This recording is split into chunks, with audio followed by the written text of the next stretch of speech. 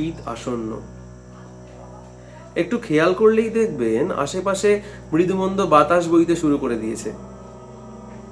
আপনারা ইতিমধ্যে হয়তো জেনেই গিয়েছেন যে পরবর্তীতে আমরা নিয়ে আসছি একটি ভয়ের গল্প, যা এই পরিবেশে অত্যন্ত মানানসই। কি নেই এই গল্পতে?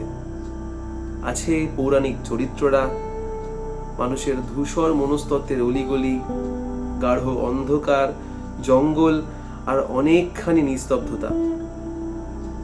আগামী 9ই নভেম্বর রবিবার ঠিক দুপুর 12টায় আসছে সৌভিক হালদার রচিত মারিচ।